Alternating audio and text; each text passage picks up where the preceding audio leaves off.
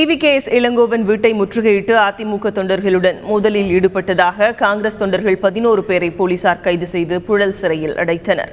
முதலமைச்சர் ஜெயலலிதாவை விமர்சித்த EVKS இளங்கோவனின் வீட்டை அதிமுக தொண்டர்கள் முற்றுகையிட்டு போராட்டத்தில் ஈடுபட்டனர்.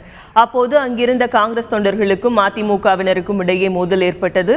இது தொடர்பாக காங்கிரஸ் தொண்டர்கள் 11 பேரை கைது செய்த போலீசார் அவர்கள் மீது ஆலந்தூர் நீதிமன்ற நீதிபதி வித்யா முன்னிலையில் ஆஜர்படுத்தினர். பொது சொத்துக்கு குந்தகம் விளைவித்தல் உள்ளிட்ட பல பிரிவுகளின் கீழ் வழக்கு பதிவு செய்யப்பட்டுள்ளதால் காங்கிரஸ் தொண்டர்களை செப்டம்பர் 1 வரை காவலில் வைக்க நீதிபதி உத்தரவிட்டார். இதைத் தொடர்ந்து 11 பேரும் புழல் சிறையில் அடைக்கப்பட்டனர். EVKS தலைவர் வீட்டுக்கு போயிட்டு அங்கே போகும்போது அவங்க அராஜகத்தை கண்டிச்சிருக்காங்க. அப்போ இவங்கள பேரில் அதிமுககாரங்களை அட்டாக் பண்ணியிருக்காங்க. பட் போலீஸ்காரங்க காங்கிரஸ்காரங்களை அரெஸ்ட் பண்ணி இங்கே ஆலந்தூர் கோர்ட்டில் கொண்டு ரிமாண்ட் பண்ணிட்டாங்க, பொய் வழக்கு போட்டு.